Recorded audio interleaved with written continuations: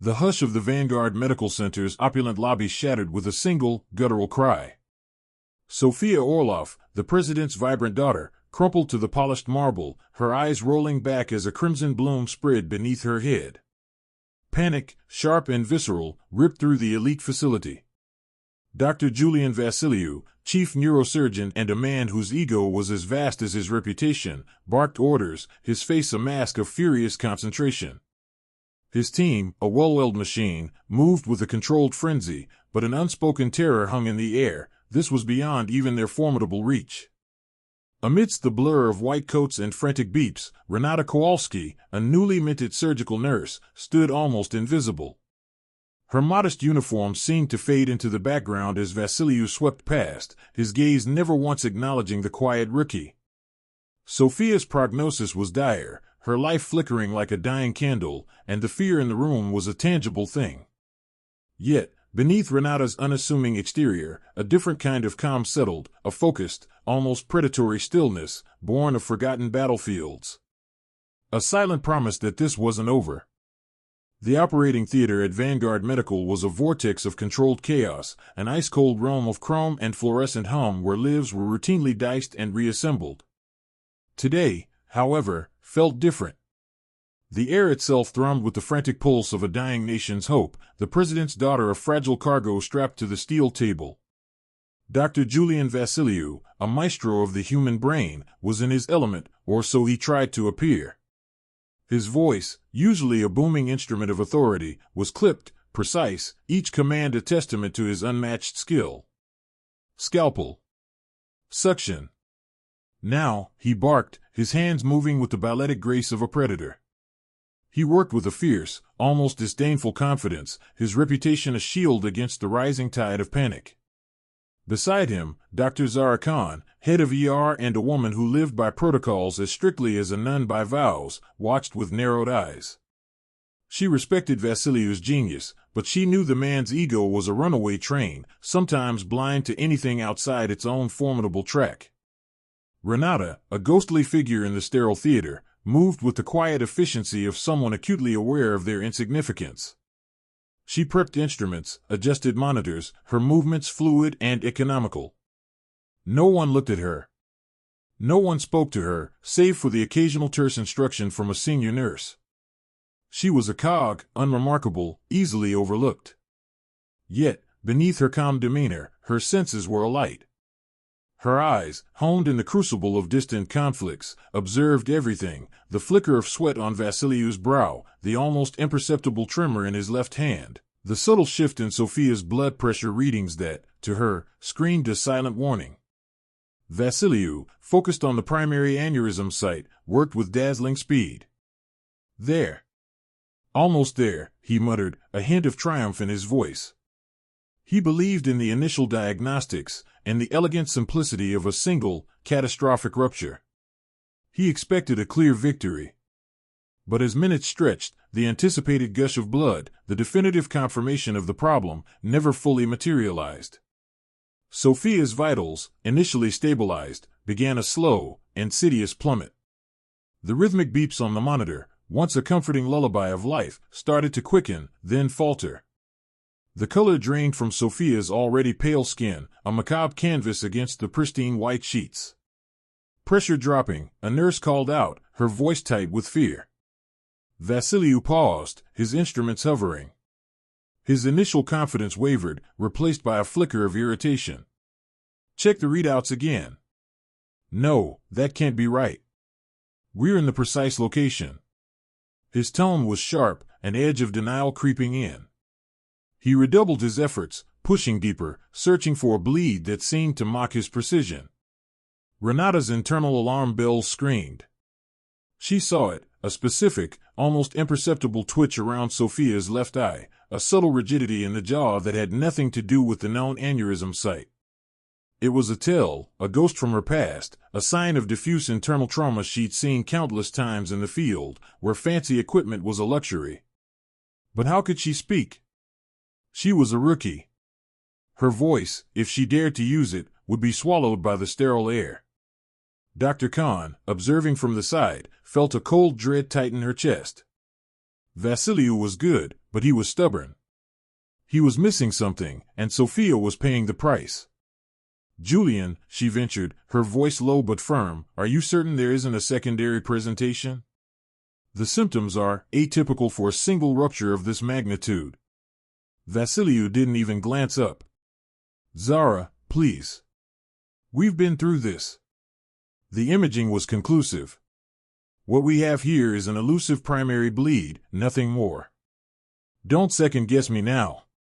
His voice left no room for dissent, radiating an arrogance that brooked no challenge, especially not from a mere ER doctor who dealt with superficial trauma, not the delicate intricacies of neurosurgery. But Renata knew. The twitch, the rigidity, the persistent, unexplained drop in pressure. It wasn't a single, elusive bleed.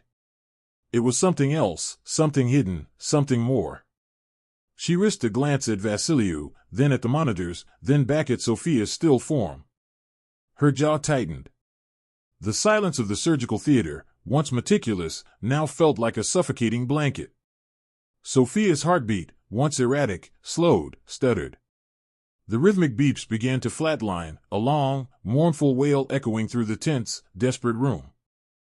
The sterile hum of the operating room now felt like a buzzing hive of increasing panic.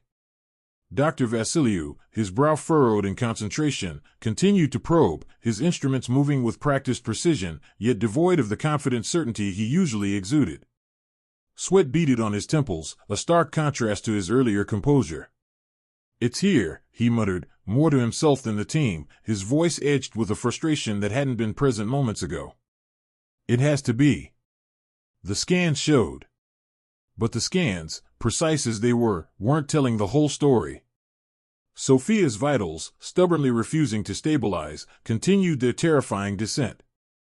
Dr. Zara Khan, positioned across from Vassiliou, watched the monitors with growing alarm, her eyes flicking from the digital readouts to Sofia's pale, lifeless face. "Pressure's still dropping, Julian. And the cerebral perfusion, it's critically low. We're losing her." Her voice, usually calm and authoritative, was now laced with raw fear. Around them, the surgical team moved with a hurried, frantic energy that spoke volumes of their mounting desperation. Nurses whispered urgently, instruments clattered with less care, and the air itself seemed to thicken with unspoken dread.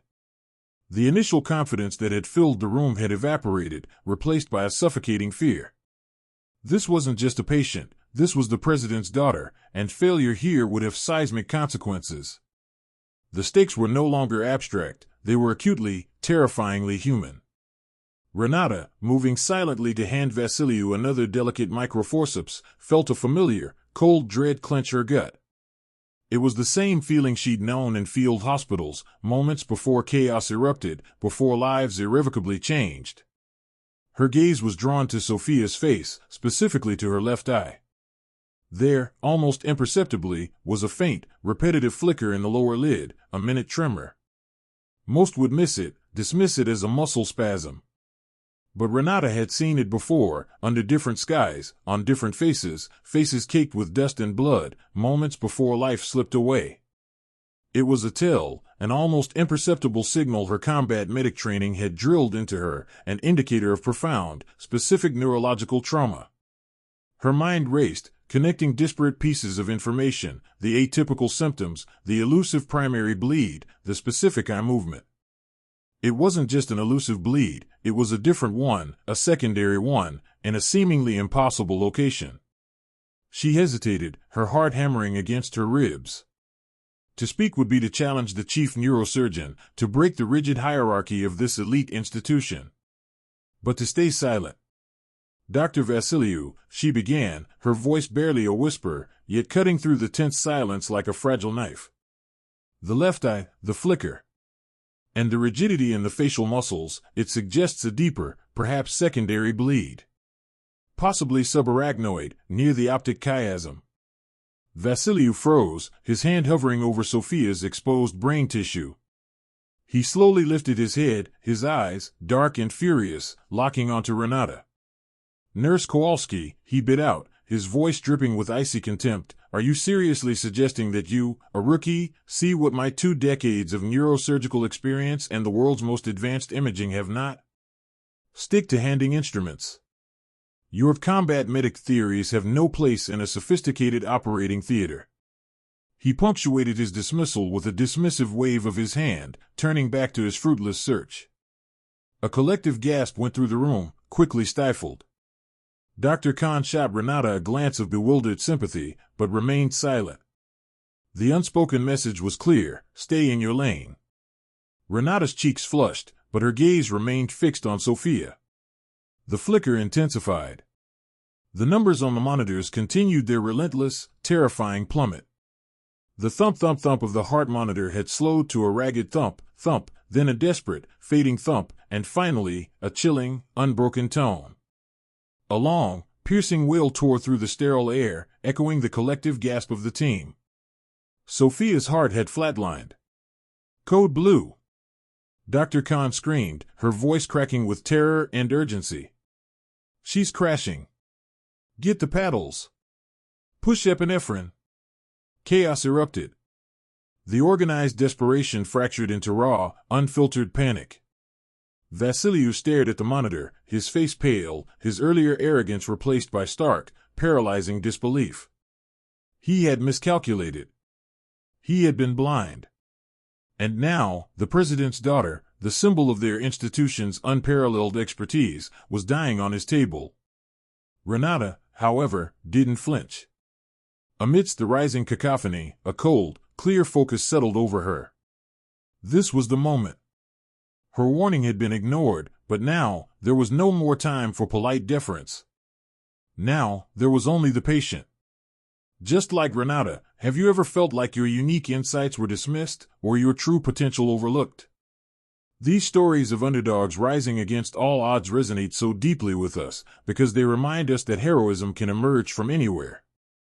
If you're captivated by narratives where hidden talent shines, we warmly invite you to join our growing global community of story lovers. Hitting that subscribe button isn't just a click, it's a vital part of helping us bring more incredible, high-quality stories like this one to life. Become part of our family and let's celebrate human resilience together. Your support means the world to us. A long, piercing wail tore through the sterile air, echoing the collective gasp of the team. Sofia's heart had flatlined. Code Blue! Dr. Khan screamed, her voice cracking with terror and urgency. She's crashing. Get the paddles. Push epinephrine. Chaos erupted. The organized desperation fractured into raw, unfiltered panic. Vassiliou stared at the monitor, his face pale, his earlier arrogance replaced by stark, paralyzing disbelief. He had miscalculated. He had been blind. And now, the president's daughter, the symbol of their institution's unparalleled expertise, was dying on his table. Renata, however, didn't flinch. Amidst the rising cacophony, a cold, clear focus settled over her. This was the moment. Her warning had been ignored, but now, there was no more time for polite deference. Now, there was only the patient. A deep breath steadied her, a familiar anchor from the dust and screams of forgotten battlefields. The fear was a cold knot in her stomach, but it was overshadowed by a primal urge to act, to save. This wasn't about her career, her reputation, or the rigid hierarchy of Vanguard Medical. It was about Sofia. She moved. A quiet, decisive step forward, placing her directly in Vassiliou's line of sight, her usually downcast eyes now fixed on his, unblinking. Her voice, though soft, cut through the panicked shouts like a scalpel through tissue. Dr. Vassiliou, she said, her tone level, devoid of any rookie tremor. It's the secondary bleed. The one I mentioned. It's an arterial bleed, not venous. It's small, but active and located. She paused, her gaze flicking to the imaging screens, just posterior to the right occipital lobe, tracking along the superior sagittal sinus. It's the flicker in her eye, combined with the cranial pressure drop. It's a telltale sign. Vassiliou snapped out of his stupor, his eyes narrowing from shock to incandescent fury. The audacity. A junior nurse, contradicting him, ordering him in his own operating room. His face flushed crimson. Renata, what in God's name do you think you're doing? he roared, his voice echoing off the sterile walls. Have you lost your mind? Step back. Get out of my way. This is my operating theater. You're a nurse. A rookie nurse. You don't tell me where to find a bleed, especially one that doesn't even show on the scans. He gestured wildly at the medical team, who were now frozen, caught between their professional duties and the unprecedented clash unfolding before them. Resume compressions. Get her stable. Nurse, I said step back. But Renata didn't move. Her posture was unyielding, a quiet defiance that surprised even herself. This wasn't the timid, invisible Renata they knew. This was the medic who had faced down mortality in the field, who understood that sometimes authority had to be earned in moments of ultimate crisis. With all due respect, Doctor, she continued, her voice gaining a steely edge, she's not stable. She's dying. And we are wasting precious seconds. My experience tells me. Your experience? Vassiliou scoffed, his rage boiling over. His ego, bruised and battered by his own failure, lashed out. Stop. She's just a rookie, she knows nothing. She's panicking. Get her out of here before she contaminates my field, my team, my reputation. He made to physically push her aside, but a hand shot out, firm and decisive, blocking his path.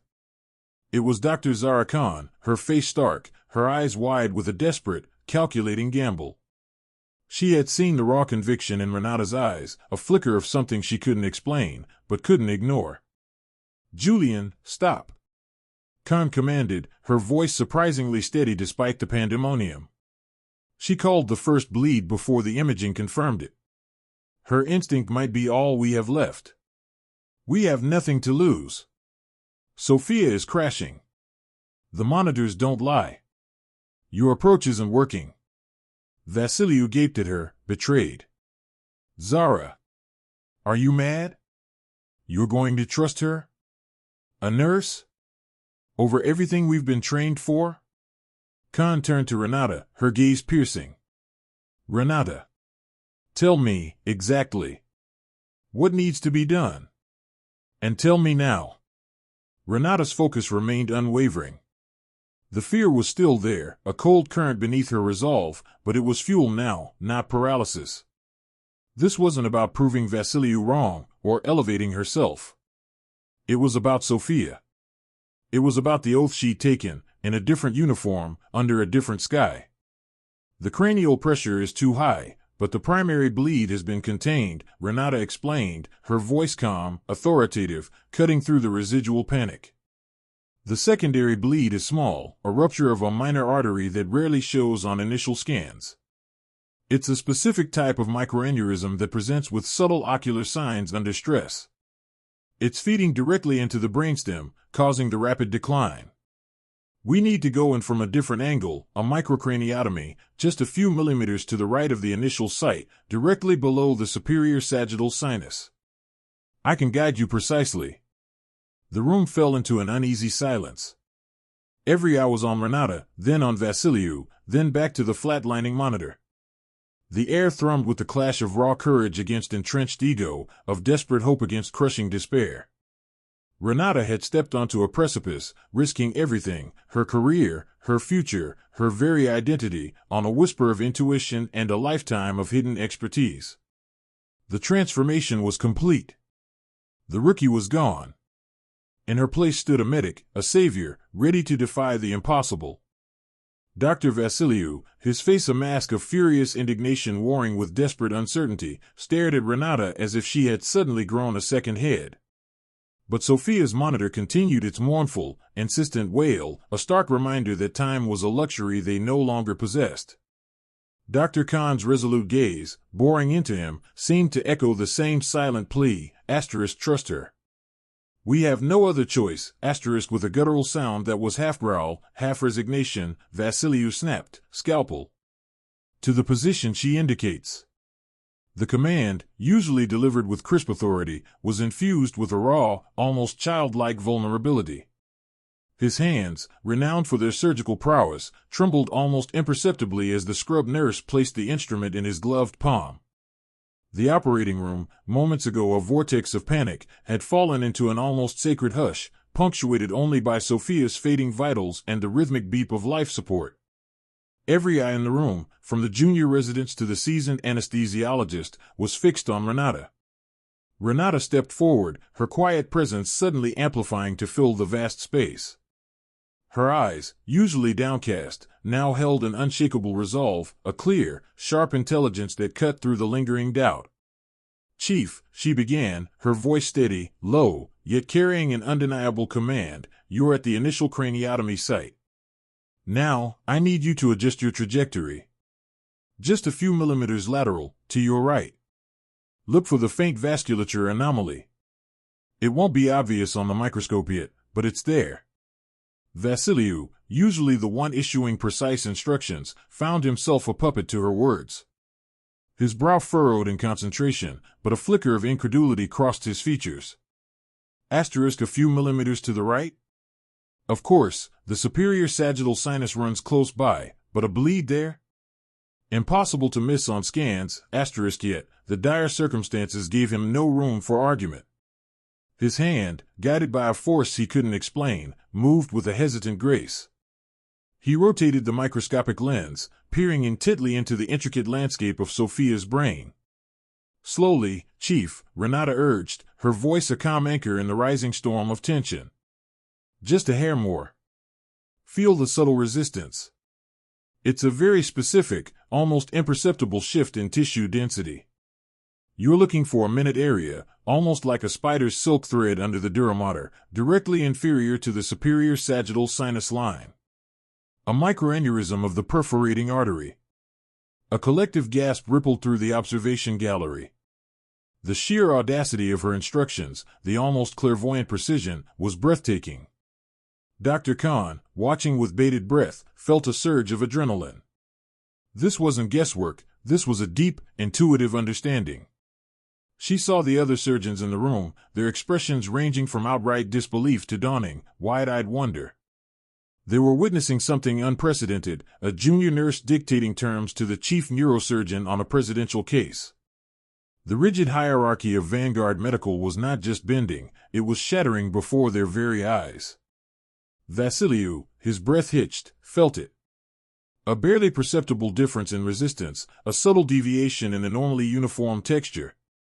His fingers, usually so sure, now moved with an almost agonizing slowness, following Renata's every spoken nuance. He adjusted the microforceps, his vision locked on the microscopic field. He hated admitting it, but her directions were proving uncannily accurate. The initial anger that had fueled him was slowly being replaced by a bewildering mix of professional curiosity and a creeping, unsettling awe. "There," Renata whispered, her voice barely audible, yet ringing with absolute certainty. "Just there. A pinpoint. It's collapsed now, Chief, but the residual trail, can you see it?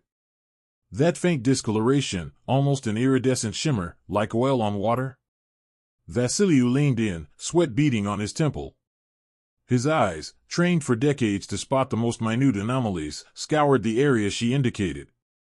And then, he saw it. A minuscule, almost invisible trace, a ghost of a rupture that no conventional scan could have ever detected. It was nestled exactly where she said, a phantom wound responsible for Sofia's rapid decline. He felt a chill run down his spine, a primal awe at the uncanny accuracy of this quiet woman. It was like she could see inside the patient's head, bypassing all technology. He glanced up, meeting Renata's unwavering gaze, and for the first time, saw not a rookie, but a peer. More than a peer, a revelation. Vassiliou didn't hesitate.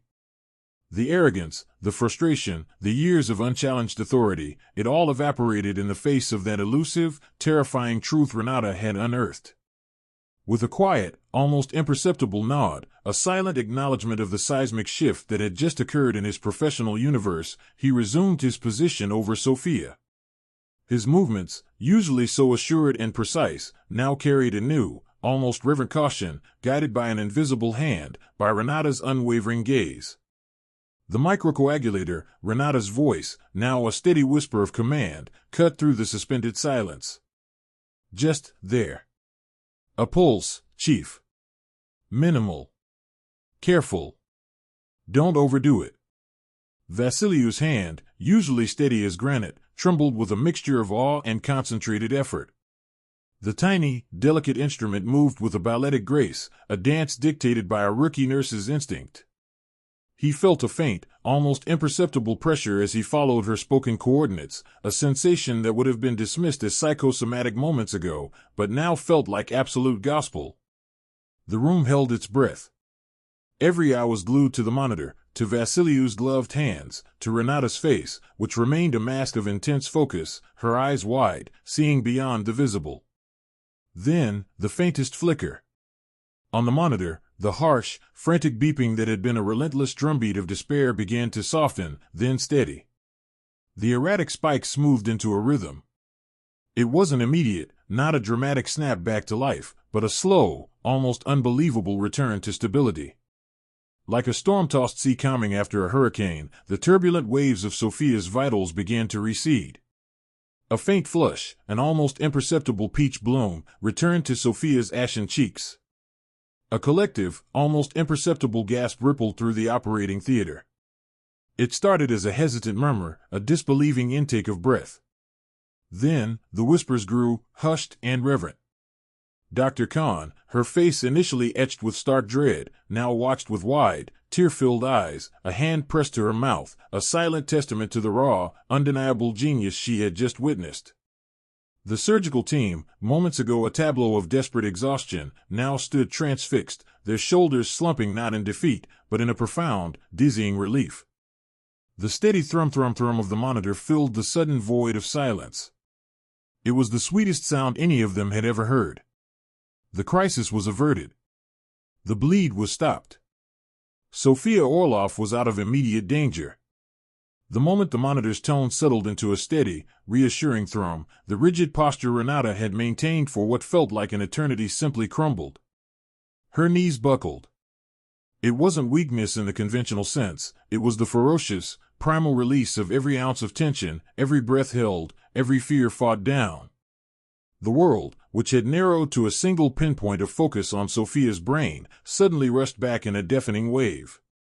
Her vision blurred, her ears rang, and a tidal wave of exhaustion washed over her, threatening to pull her under. Nurse Peterson, a veteran and usually gruff, was instantly at her side, catching her, easing her gently onto a stool, murmuring reassurances. Vassiliou slowly straightened, pulling back from the table. He peeled off his gloves, dropping them almost absently into the biohazard bin, his gaze fixed on Renata. There was no arrogance left in his eyes, only a profound, almost childlike wonder and respect. He walked towards her, the silence of the room amplifying the soft shuffle of his surgical boots. "Renata," he said, his voice husky, stripped of all its usual bluster. He paused, struggling for words that felt monumental enough. You saved her." It was a simple statement, yet it carried the weight of a lifetime of accolades, a confession from a man who had rarely, if ever, admitted to being wrong, let alone outmaneuvered. He reached out, not quite touching her, but extending a hand in a gesture of profound gratitude and humility. "You saw what no one else could. What our technology couldn't. My God, Renata, how?" Renata, still pale and trembling, managed a faint, exhausted smile. "Combat, Chief," she whispered, her voice fragile. "You learn to see things differently when every second counts and the equipment is failing." Dr. Khan stepped forward, her eyes glistening. She placed a hand on Renata's shoulder, a firm, comforting pressure. "Renata, you are extraordinary," she said, her voice thick with emotion. "You didn't just save the president's daughter, you saved us all. You taught us a lesson in humility and true expertise." The room, once a den of doubt and frantic energy, now hummed with a different kind of electricity, admiration, relief, and an overwhelming sense of triumph. The rookie nurse, who had been scorned and dismissed, had just orchestrated a miracle, shattering the rigid hierarchy of Vanguard Medical Center. The collective catharsis was palpable, a shared experience of fear vanquished and life reclaimed, all thanks to the quiet, observant woman who now sat, utterly spent, yet undeniably radiant in the glow of hard-won victory. "Combat, Chief," she whispered, her voice fragile.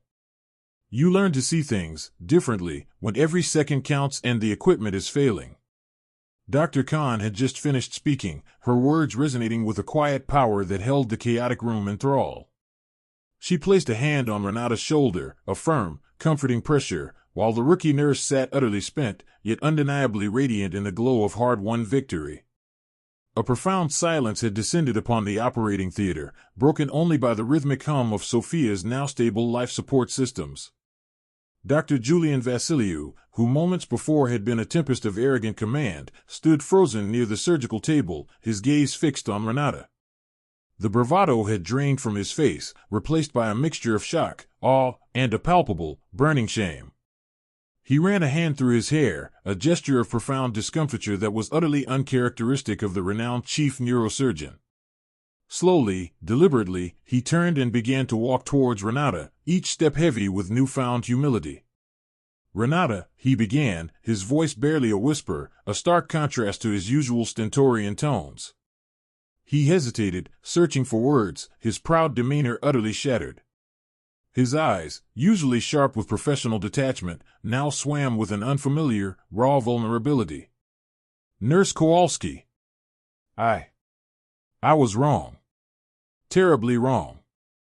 The admission hung heavy in the air, a public concession from a man who prided himself on impenetrable confidence. "What you did, it defies belief. Your observation, your intuition, it's beyond anything I've ever witnessed in a civilian hospital." He looked at her, his gaze intense, stripped of all arrogance. "You didn't just save Sofia. You saved my career, my reputation, and perhaps, my soul. For that, I owe you everything." Renata looked up, her eyes still heavy with fatigue but clear, holding the gaze of the once intimidating surgeon without flinching. I saw a pattern, doctor," she murmured, her voice soft but steady, lacking any trace of triumph or self-satisfaction. "A flicker. It was like trying to find a broken wire in the dark, with only the hum of the current to guide you. In the field, there are no scanners, no sophisticated diagnostics. You learn to listen to the body, to read the smallest signs, the most fleeting anomalies. Every life depends on it." Her words, though quiet, painted a vivid picture of a world far removed from the sterile, high-tech environment of Vanguard. Dr. Khan tightened her grip on Renata's shoulder, sensing the need to elaborate. "She's not just a nurse, Julian," Dr. Khan interjected softly, her voice brimming with pride. "Ranata served 3 tours as a combat medic in some of the most unforgiving environments imaginable. She's seen injuries that would make seasoned surgeons blanch. Her equipment then was often just her bare hands, a tourniquet, and an impossible amount of courage." A collective gasp rippled through the operating theater. The murmurs that followed were not of doubt, but of dawning comprehension and profound respect. The junior resident who had scorned her earlier now stood wide-eyed, his jaw slack. "A combat medic," he whispered, awe etched on his face. No wonder. The implications were staggering. The quiet, almost invisible rookie, whom they had all dismissed, had been operating at a level far beyond their comprehension, trained in a crucible they could only imagine. Her apparent modesty was not shyness, but the deep-seated humility of one who had truly faced the abyss. A faint flush colored Renata's pale cheeks, but she met their gazes with a serene dignity. I never sought attention for it," she said, her voice still quiet but gaining a new, unshakable confidence. "After everything, I just wanted to help people in a quieter way. To use what I learned without the chaos.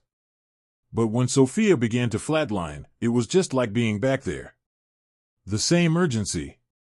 The same impossible choice." Her gaze drifted to Sofia, still and pale on the table, but now stable. A profound sense of peace, deeper than simple relief, settled over Renata. She had done it.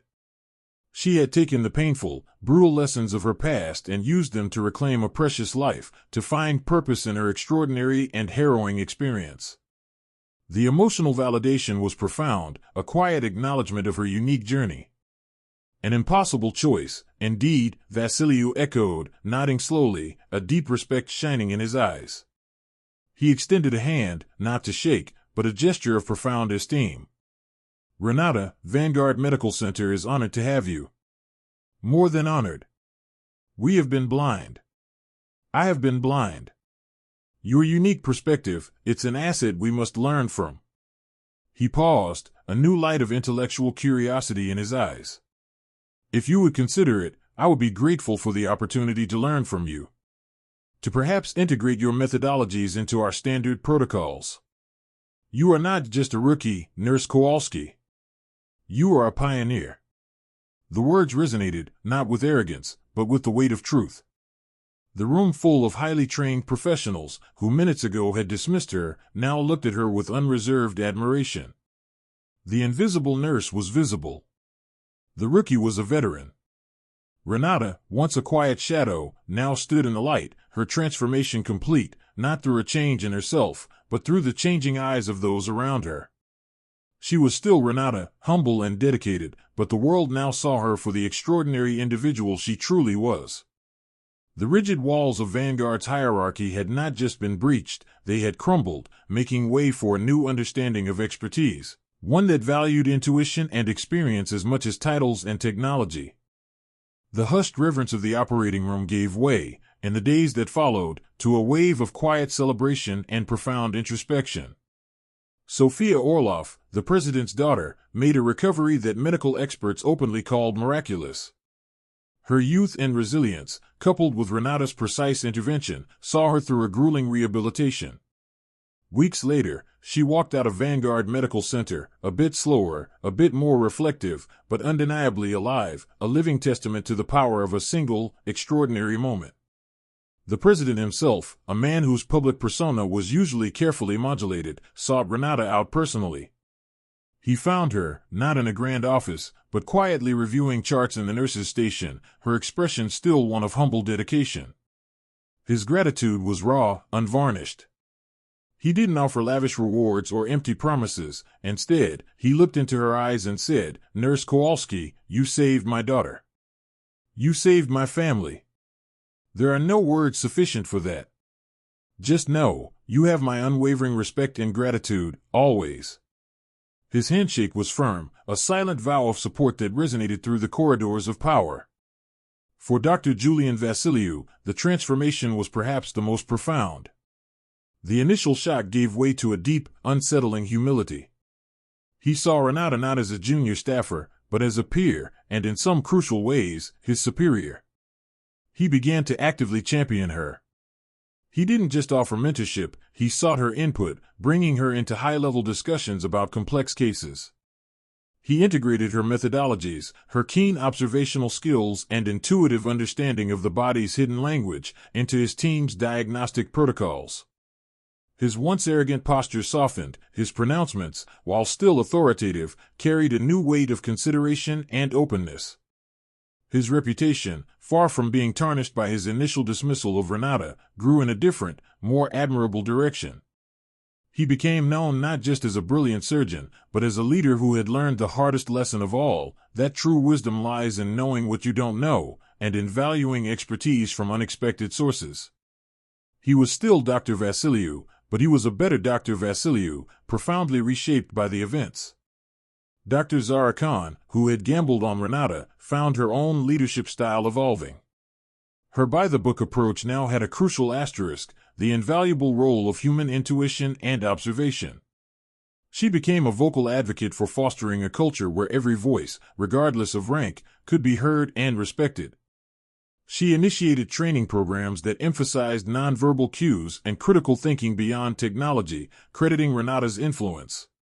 Her trust in Renata had paid off, not just in saving a life, but in fostering a more collaborative, human-centric approach to medicine within her department. And Renata? She remained Renata. The quiet, observant nurse with a penchant for meticulous detail. Yet, the world around her had changed irrevocably. She was no longer just a rookie. The title was shed like a skin, replaced by an unofficial, yet universally acknowledged, status as an extraordinary diagnostician and a medical intuitive. She accepted the accolades with grace, but never sought the spotlight. Her authentic life wasn't about becoming a celebrity surgeon, it was about finally being seen and valued for who she truly was. A dedicated healer whose unique blend of combat experience and innate empathy allowed her to connect with the very essence of human fragility and resilience.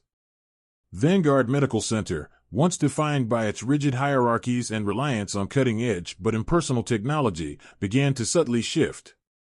There was a new air of humility, a greater emphasis on collaboration, and a profound respect for the unspoken language of the human body. Ranata, now leading specialized diagnostic workshops and contributing to complex case reviews, was at the forefront of this quiet revolution. She found a profound sense of purpose in bridging the gap between high-tech medicine and the ancient art of observation, between the trauma of her past and the healing of her present. The story of Renata Kowalski became more than just a dramatic tale of a life saved, it became a beacon of hope for what medicine could be. It taught them that true expertise isn't solely defined by academic titles or years of seniority, but by courage, by intuition, and by the profound, often quiet, dedication to another human life. It was a testament to lasting change, not just in protocols, but in the hearts and minds of the people who served, reminding everyone that sometimes the most extraordinary solutions come from the most unassuming heroes, empowering us all to look beyond the obvious, to listen for the whispers, and to trust in the quiet power of human connection. Renata's journey reminds us that true genius often wears no uniform, and courage thrives in the quietest voices. It's a powerful testament to challenging assumptions and recognizing the extraordinary potential within us all. Has her story inspired you to look closer at the rookies in your own life? What hidden talents might they possess? If you were moved by Renata's unwavering spirit, please consider joining our growing global community. Your subscription isn't just a click, it's a vital part of our journey, empowering us to continue bringing you more inspiring stories like this. Thank you for watching, for being with us, and for making our community truly special. Together, we celebrate the heroes among us.